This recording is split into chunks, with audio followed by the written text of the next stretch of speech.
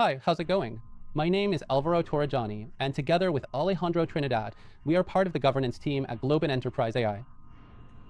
Today, we'll be doing a deep dive specifically aimed at developers, where we'll go over some hands-on, practical examples of how to use our platform and discuss the various advantages it can offer when you integrate it into your solutions. As we know, adopting artificial intelligence presents several significant technical challenges in the industry, especially because of the large number of various providers and models currently available, since each provider uses APIs, or application programming interfaces, that are interpreted differently in each case. Our response as a platform is to create an abstraction layer that essentially allows developers to freely experiment with a variety of different models and providers. In fact, today there are more than 140 models available, a number that keeps changing as new models appear on the market. And in this way, with a single unified code integration for the solution, you can easily switch between different models without affecting the specific implementation that is being carried out. We offer a comprehensive abstraction layer and are fully agnostic to any model or provider you wish to use. For those who aren't familiar with the platform, it's not just about switching models and providers. We actually offer an entire ecosystem that adapts, for example, to each provider's language, handling the resolution of APIs and specific interactions with each one of them. We handle prompting management. We also have component versioning, and we even offer different guardrails to align the responses of the models, since from a security standpoint in an enterprise environment, it's very important to preserve how interactions with all artificial intelligence models take place. All of this is combined with support for several infrastructure providers. We support the most important ones and address the particularities of each case, such as file management in each of them, security configurations, and so on. Basically, interaction with our platform happens in three ways. On one hand, we have the graphical interface, which is very important for experimentation and prototyping. Then we have the REST API layer, which is most commonly used for backend integration. And then we have the SDK, which is based on Python. Alejandro will be telling us more about that next. All right, as Alvaro mentioned, this deep dive is aimed at developers, and the goal is to give you all the tools you need to start interacting with Globant Enterprise AI, whether through the REST API or the SDK. For both, you will need the base URL of the instance you have access to and an API token. You will receive these along with your access credentials. If you also have access to the console, you'll be able to get the API token from there. A detail about the SDK that is worth noting is that you can actually use it through environment variables by passing parameters during class instantiation or through a credentials file that's created during the configuration process, what we'll see next. Just like any other package available in the PyPy repository, you can install the Globant Enterprise AI Python SDK using pip, Poetry, or your preferred package manager. Although it can be installed at the operating system level, it's recommended to use a virtual environment. Let's create one, activate it, and then in this case, we'll use pip to install the PyG package. We wait for the download to finish and then verify the installation. We can use the pip show command to see which version is installed, and the which command to locate the path of the GEAI executable, which is the main component of the command line. And we can use the gad help command for more information to view the manual pages. With this, we now confirm the installation and can move on to the next configuration step. The credentials file I mentioned earlier it's organized by profiles, which essentially allows us to work with different separate instances of Globant Enterprise AI, and also with different levels. For each one of these profiles, we'll need to provide an alias to help us identify it, the base URL of the instance, and an API token for authentication. So, we run the GEAI configure command and carefully fill in that information as required. First, we enter the alias. In this particular case, we'll use the example alias test. Then we'll add a test API token for authentication purposes, and finally, we'll enter a base URL for the API connection. There's also the option to enter a URL for the evaluation module, but that's outside the scope of this.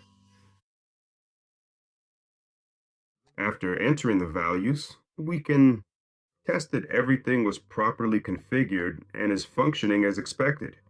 For example, we can use the command GEAI LLM list providers, which will return the list of all LLM providers available in that instance. And that's it. We now have all the necessary requirements to start working with the SDK. As I mentioned earlier, the base URL and the API token allow us to work with the REST API. All right, with this, it's important to clarify that both the SDK and the API operate using the same implementation logic on our platform.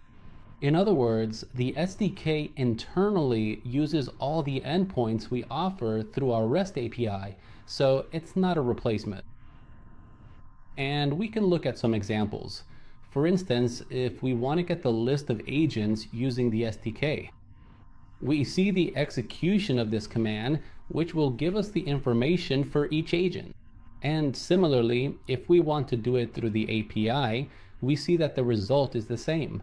The only thing that changes is what is being used internally, which is not Python code. We should highlight that the entire SDK component also provides us with a help command where we can get a description of all the available commands for your action.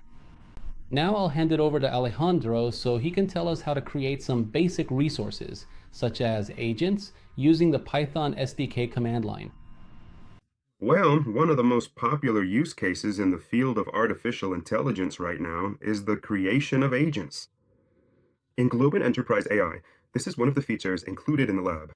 Let's look at an example that demonstrates several functions, accessible both through the SDK and the REST API. We're going to upload a file to the platform, create an agent with the instruction to summarize the content of that file, and then ask it a question about it. So here you see how we run the script, load the file, then create the file summarizer Converge agent, and from that point we can start using the interface. From the SDK chat with the command get-agent name, and we indicate the name of the created agent. We asked him to summarize the contents of the file, and we see that he gives us an answer. Obviously, we can do the same thing through the REST API. Álvaro? Correct. In this video, I will be showing you step by step how to create this same agent by making direct use of the endpoints we offer through our REST API. Here, we simply see the definition of all the agent's properties, where all of this is available in the platform's documentation. With a simple request, I'm already registering it. There, the agent has already been created with a specific configuration. In this case, it was set up to use an OpenAI model. And since the file is already uploaded to the project folder currently, to interact, I can simply just ask it a question, for example, regarding the summary of the content or about the main points. Here we have our chat API running, which is compatible with the interaction you have with OpenAI's APIs. So if the solution's code is compatible with the OpenAI API, then it is in fact fully compatible with our platform as well. This comes with the added benefit of being able to switch between different models seamlessly as needed, and most importantly, not needing to have specific subscription plans with each individual provider. If we take a look at the response format, in every case we have a usage element where we can see and review various different consumption metrics for each request, such as, for instance, the total cost translated into money, and finally, the response given by the model. In this case, I ran it without streaming, so it would be a bit clearer to show you in this session. But streaming is always possible and offers great advantages, making things much more dynamic and interesting when we integrate a conversational solution into our applications. For example, if I wanted to take full advantage and modify this agent in order to make it work seamlessly with another model, and then test a detailed comparison of the responses it gives us, I can very quickly check which models are currently available in my project with another API. I'm going to search for a model that is available and hosted on AWS, Verdoc for instance. So I'll use this one. Then, simply by making an edit of which model I want my agent to use specifically, there in that environment, the agent is updated and a new version is published internally, because that's exactly how I set it up in this script. So when I go to chat with the active version of this agent, the model that's going to respond to me, which we'll be able to see in the response, will be an Anthropic model hosted on AWS, Amazon Web Services. We'll also have all the usage data and analytics from that interaction, and the response will be in the same format as we use for the other model, ensuring consistency across our testing and evaluation process. Therefore, here we highlight that layer of abstraction that allows us to switch between providers and models without any friction. Alejandro, could we see another concrete and practical example of creating an agent? Yes. One thing worth noting about the first example is that it's very simple, because the important thing was to provide a starting point for how to get started with the platform. But one of the most important aspects of agents is the ability to integrate tools that allow it to perform actions in the real world and obtain real-time information.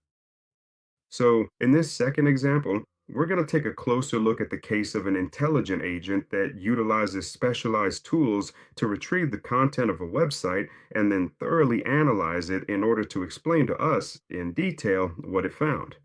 We open the chat interface once again and begin to communicate with the web reader agent.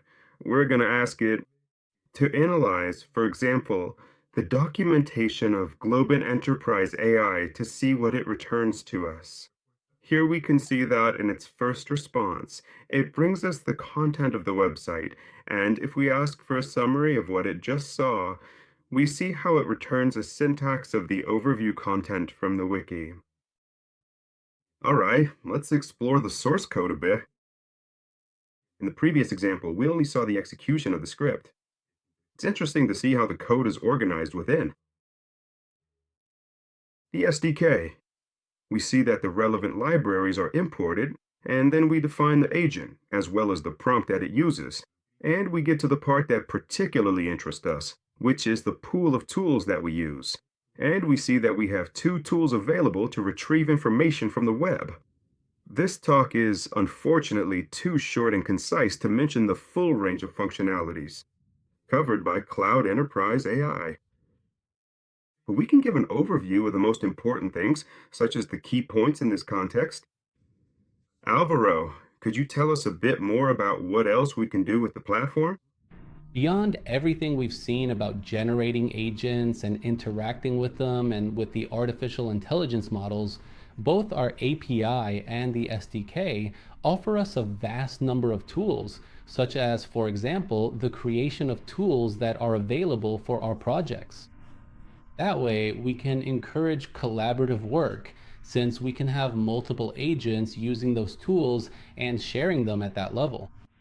We can also provide a convenient and helpful way to check which models are currently available for my project or organization, and in that way make the right, well-informed decisions when we want to guide a particular agent to become an expert in answering a specific topic or a subject area. We also offer a comprehensive suite of all the necessary tools for high-level management of the platform, such as creating and managing projects within organizations. Each organization can have multiple projects. We have memberships assigned to users to control all aspects of access. Therefore, through the API and SDK, we can manage those memberships. We can set usage limits for projects and different units. We can also set them with renewable frequencies, whether periodic or not. We can even set specific and customizable thresholds at which a notification is automatically sent to the project administrators, promptly letting them know that the project is about to reach its maximum usage limit. Furthermore, eventually, when the assigned limit is completely used up, interaction with the system is no longer possible until the quota is either updated manually or it is automatically renewed. In addition to this, Alejandro, perhaps you can tell us a bit more about some other types of integrations and additional features we offer. Yes, of course. Obviously, Globant Enterprise AI is not a platform that exists in isolation from the rest of the technologies that are booming in the field of artificial intelligence. So, one of our goals is to offer seamless integration with protocols like MCP or A2A, ensuring compatibility for different systems. MCP is a protocol that allows agents to connect to different data sources in a standardized and consistent way, so you don't have to manually implement access to APIs, databases, or any other type of data source for each of the various external technologies that are available.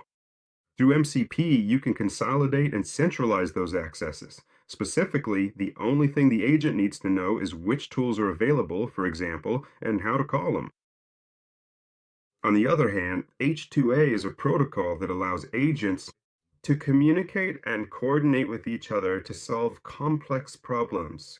In the SDK, when you install it, there's also another executable called GEAI proxy, which lets us configure access to MCP and A2A servers. So we're going to have a proxy that authenticates us with Globant Enterprise AI and a configuration for MCP servers, so we can import the necessary tools. Once this process is completed, the tools are imported into the platform and no further configuration is needed. Everything I've just mentioned and much more can be found in the documentation that Alvaro will talk to you about. And with that, we're wrapping up the talk, so I'll say goodbye here. Alvaro, it's all in your hands now. Perfect. Thank you very much, Alejandro. Just to wrap up, I want to mention that we offer a unified API that can be used directly or through the SDK. And in both cases, the underlying implementation is the same, so there are no differences in the results. For more information, you can check out the project's PyPy page, use the help available through the SDK on the command line, or visit the official documentation on Globant's website. Thank you very much. See you next time.